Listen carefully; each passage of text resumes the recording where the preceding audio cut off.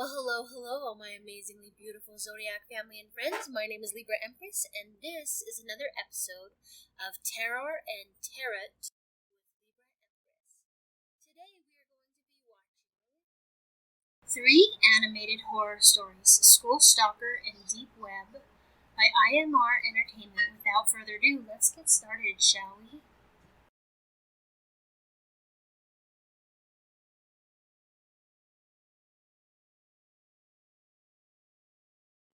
This particular encounter still freaks me out. I know how horrible it could have ended, and I sometimes thank my crippling social anxiety, as well as general common sense, for preventing the worst. My freshman year of high school, when I was about 14, proved challenging socially. Afraid to really connect with strangers, I would typically eat lunch by myself or sit in the back of a classroom to avoid detection. I did have a few close friends from band, and I also grew fond of an equally awkward girl in my public speaking class. Now, because our public speaking teacher was also the drama teacher and cared much more about the musical than assigning us speeches, we never had to stand up in front of the class. Instead, I would walk into the room, sit down next to my friend, and talk to her for about an hour until the bell rang. After probably about 3 months, this class became a nightmare.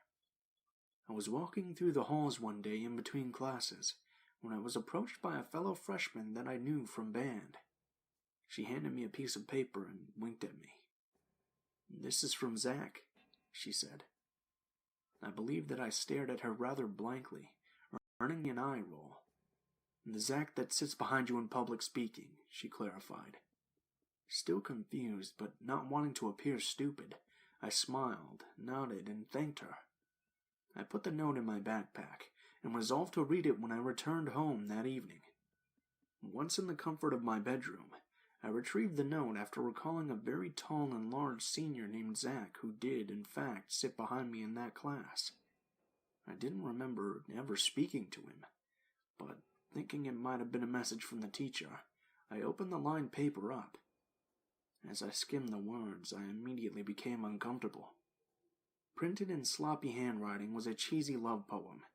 In it, he described all of my physical features, mentioned my full name, which he spelled correctly, a feat which not many people can accomplish, and professed his undying love. Now, I was very, very confused. I had never even spoken to this kid. I only ever talked to the other freshmen in the class, and I had no account on any social media platform where he could have lifted the information. Even if I did know him, my mental issues would have definitely prevented any sort of long-term relationship. At this point, I was honestly a little more scared at the prospect of having to speak with someone I didn't know than the actual poem, but I still began to skip that particular class. After not attending public speaking for a good 2 weeks, I was eventually approached by a girl I knew from band, a fellow clarinet player by the name of Corey. "I heard you've been ditching," she said with a bit of a smirk. "Good girls don't ditch." When I just laughed and shrugged, she continued, "Well, your boyfriend thinks you're avoiding him." "What? That Zach guy? He's definitely not my boyfriend." "I have some classes with him too. I think he's a nice guy. You should give him a chance. He likes you a lot." Wanting to end the conversation, I just said that I would think about it and walked away. I think that Corey told Zach what I had said, and things started to escalate. I received a similar poem taped to my locker a few days later, and I began to see Zach standing outside of my classes as I left. Because he was blocking the door, I had no choice but to talk to him. I don't remember the exact conversation, but I remember that he pulled out a large black binder and handed it to me. He told me that he was a writer, and that all the pages were filled with poems for me. After flipping through some very cringe-worthy writing, I believe that I thanked him, not wanting to hurt any feelings. He interpreted this as a go-ahead for a kiss, and I became pinned to a wall. This guy was well over 200 pounds, so he had quite the advantage physically against a small 14-year-old girl. When he finally came up for air, smiling like he had just won the ultimate prize, I told him that I was running late for my next class and he released me. I felt assaulted and even more freaked out, but I never told anyone about this. I never told anyone even when he began to wait for me by my brother's car. He went to the same school and drove me home. I never told anyone even when I saw Zach walking through my neighborhood, staring at houses intently like he was trying to figure out which one was mine. I had to change all of the routes I took to get to my classes, and I would sneak out back doors just to avoid him. I guess I figured that the school year was almost over, and once he graduated, my problems would resolve themselves. However, about a month later, I was leaving the school with a couple of band friends. It was around midnight after a musical performance. I was in the pit orchestra, and we were going to grab a bite to eat at a village inn. As I made my way to my friend's car, I felt hands grasp me around my waist. Spinning around in fright, I noticed Zach had pinned me against a different car. "I haven't seen you in a while," he said. "But that's okay. Love transcends time." I think I just smiled uncomfortably and said something about being busy with the musical. He ran a hand up my back and wrapped it around the back of my neck. "I know you're super busy, and that got me thinking. I love you more than anything, and I know that we're young, and I know that I don't have a ring, but please run away with me. Please marry me." Completely stunned and paralyzed, one of my friends arrived. She overheard the conversation and picked up on how freaked out I was, and she swooped in. "Hey," she said. "We have to leave right now. Sorry. My mom wants me home in like 5 minutes, and she'll not be happy if I'm late. Come on." She grabbed my arm and wiggled my body free from Zach. "Wait, so will you?" Zach asked as my friend dragged me away. I said something stupid about having to think about it, and I made my way into my friend's car without any other problems. We laughed and joked about it later, but it scared me enough to take my cautiousness to the next level. For the rest of the school year, I made complex plans on how to travel between classes so I wouldn't have to see him, and I made sure that I walked to and from any car with a group of people. Again, I never told anyone, even though an 18-year-old adult man proposing to and stalking a young girl was more than not okay. I wish I had, though, and I wish it had ended there. A few years ago, when I was about 21, I was scrolling through my Facebook page when, all of a sudden, messages from people I hadn't talked to in years began flooding in. They all said something along the lines of, "Holy shit, this is creepy. Oh my god, are you okay?" And they included links to a news article. Apparently, Zach had been arrested for the possession of child pornography and for multiple counts of molestation against a minor. A couple of the girls mentioned in the article I even knew from high school. I was pretty decent friends with them too, even though they were freshmen when I was a senior. I just hoped that he didn't hurt them because they were friends with me. He's in jail now for a very long time. However, if you search my name through Google, you'll still find books that Zach actually published, containing hundreds of poems that he dedicated to me. But honestly, I'm just glad that he's locked up and unable to hurt any more girls.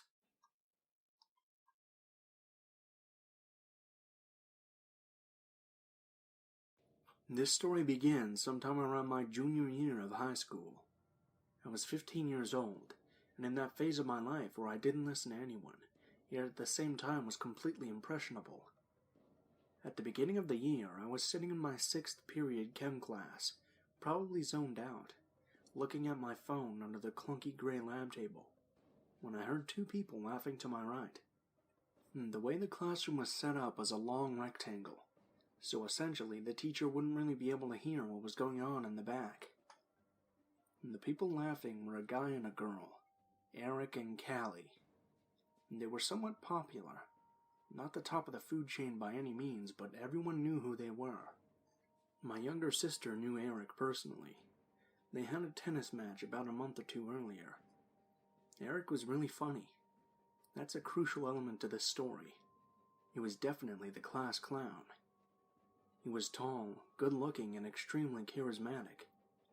I wasn't attracted to him, but I could see why everyone else was. I think it was at this point in time where I made one of the most regrettable decisions of my life. I decided I wanted to be friends with Eric. Eric was in my 2nd, 5th, and 6th periods. The next morning, I poked him in the back in Spanish class. "Hey," I said, "I heard my sister kicked your ass in tennis." He turned around with a goofy smile, his friends all looking at me. "Who's your sister?" His voice had a specific cadence to it. "Karen," I replied. I don't really remember the rest of this encounter, but I'm pretty sure he denied losing the tennis match. I think the conversation ended shortly thereafter, and my day continued until I saw him in math class. Algebra 2 was one of those classes where the teacher would lecture for a while, give us homework, and then let us have the rest of the period to work on it so we wouldn't have to do it when we got home. I was looking at my paper, probably confused, when I hear a familiar voice. "Hey, girl." I looked down and saw Eric crouched to my desk on the floor. "What's up?" He started asking me about tennis, and once I said that I played, a huge smile spread across his face. I think this is when he latched on to me. He asked for my phone number, and I gave it to him.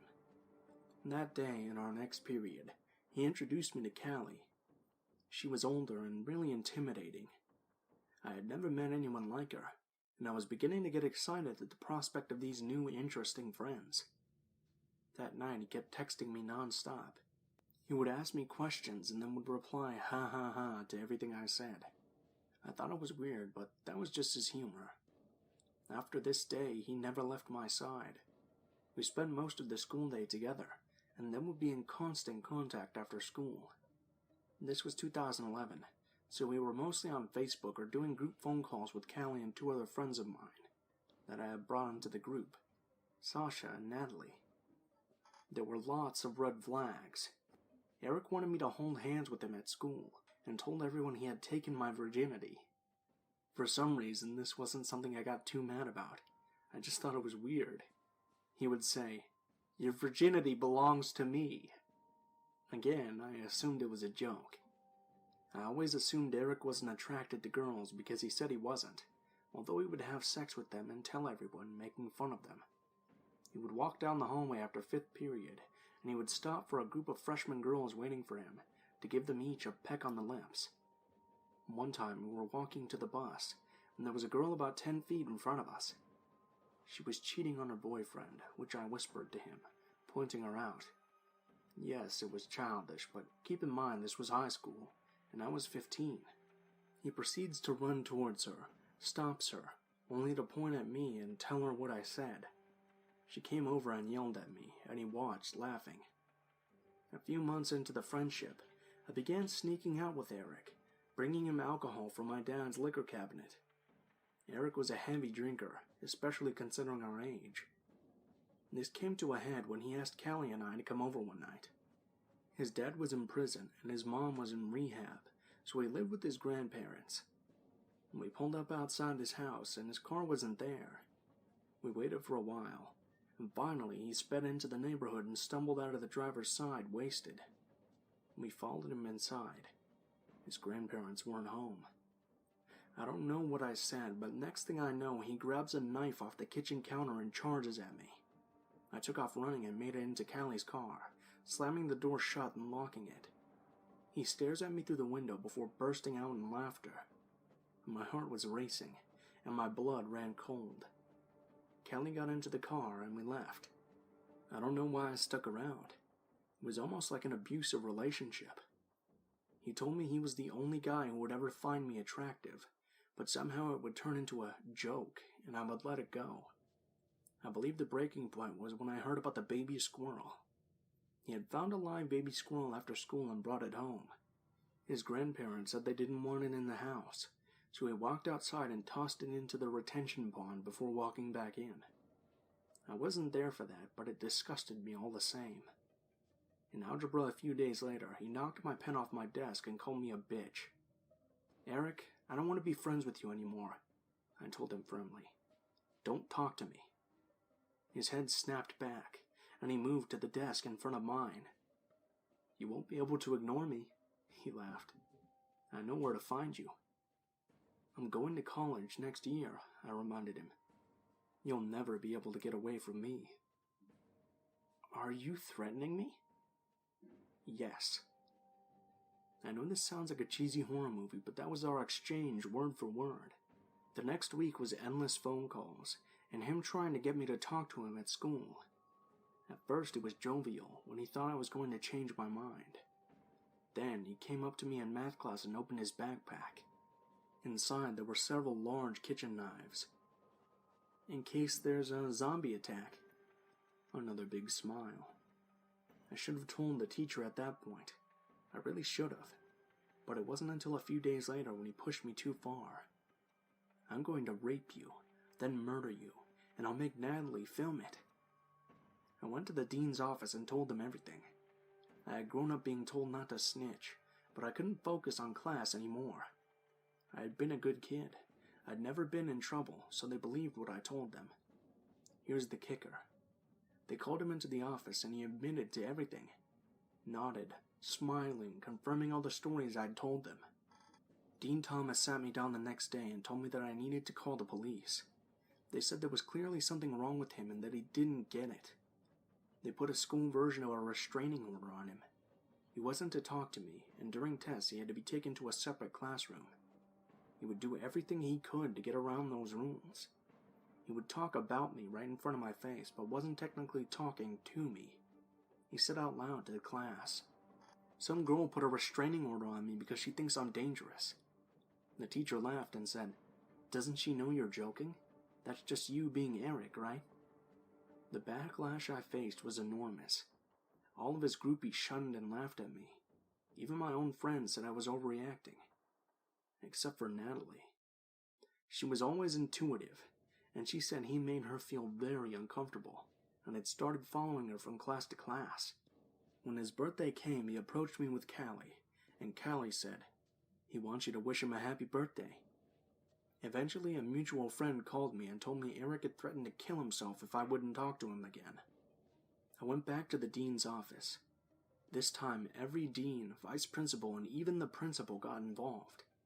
My school was big, and there were 550 kids in my class. The school year ended, and without the protection of the authorities there, I was fielding more phone calls. When I blocked his number, he would just call me on Callie's phone. He would drive around my neighborhood to see if my car was in the driveway. He even came to my tennis matches, the ones we initially bonded over. I could see his silhouette in the fence watching me. By senior year, things had calmed down a bit. His attention was elsewhere, and I had picked my classes with the dean to ensure we weren't in any together. He was still watching. I would be walking down the hallway with someone he didn't know, and all of a sudden he would be walking with us next to my unassuming friend. "Hi, I'm Eric. Nice to meet you." He told my friends he had decided to wait for me, because we were soulmates and I'd come around eventually. I graduated high school and moved out of town. I told my new college friends that if something ever happened to me, he was the one who did it. And that's all. There's no conclusion, really. Except he always knows when I come into town. I don't know how because I blocked him on everything. I suspect he still stalks my house. He's been arrested since on drug charges and a few DUIs. I'm looking at his mugshots as I write this to remember those dead eyes. Sometimes I think maybe I overreacted. Maybe it really was all a joke.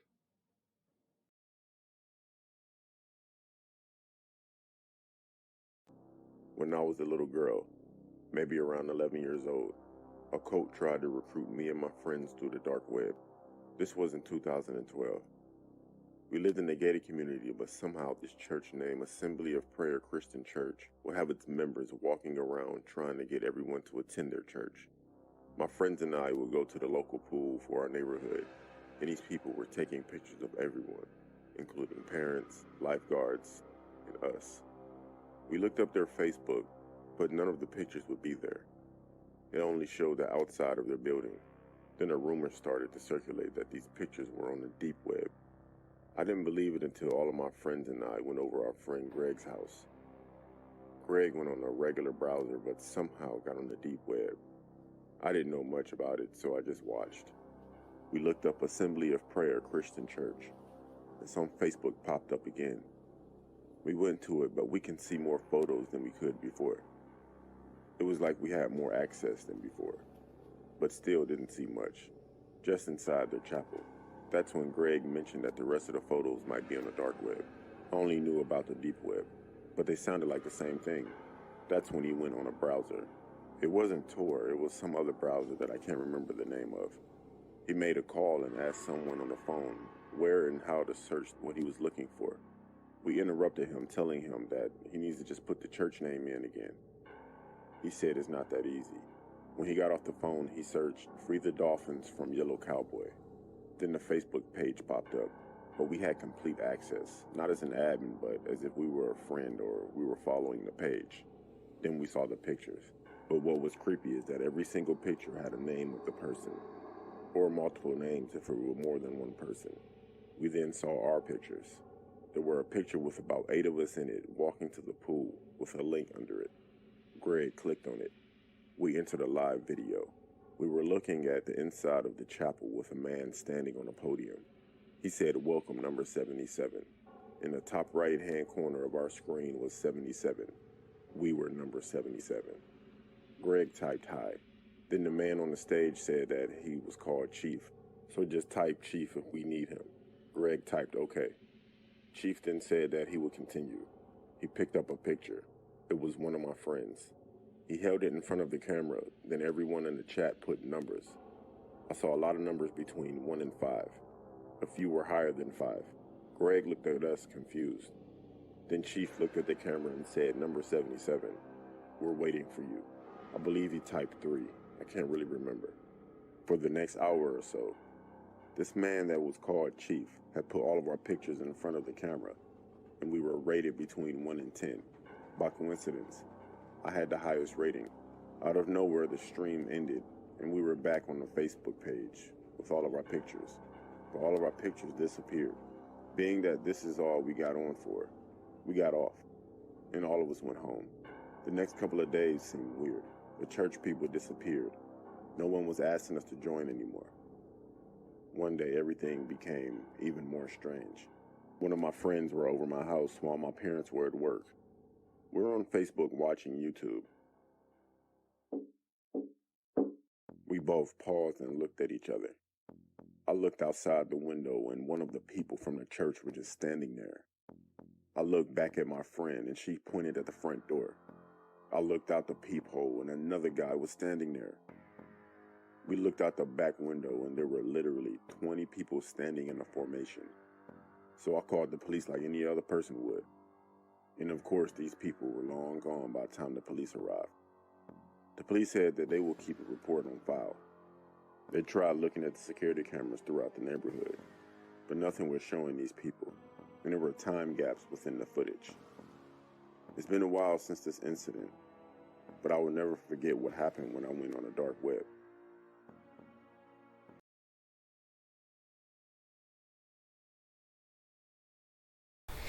That was 3 animated horror stories, School Stalker and Deep Web animations by IMR Entertainment. Now, while we were watching that, I actually pulled 5 cards, and this is what I got for the dead spread. The first card was the 4 of Wands. Okay, so the person that we are connecting to that passed away was someone who felt happy and secure about the present and confident about the future. Now, looking back on their life, they felt legacy was their duty, right? Passing knowledge from past generations to newer generations was definitely their duty. Now, a lesson they would like to share is you will always have options and choices, but it is up to you to look for them and choose which best fits you and the path that you would want to choose. Something they wish they had paid more attention to: manipulation and manifestation. See, they fell short sometimes, and each time they got up and kept moving forward. But there were karmic lessons that, they spent a lot of time repeating until they had gotten the light bulb moment. They wish that they had, manifested more. Now, a message they would like to share is that even if you aren't visibly told that you are recognized for your hard work and skill set, don't give up, because that is around the corner. All right. I love you all. Thank you so much for listening to me. My name is Libra Empress. Please don't forget to hit like, subscribe, and share, and I will see you for next time's Terror and Tarot with me, Libra Empress. Bye-bye, my friends.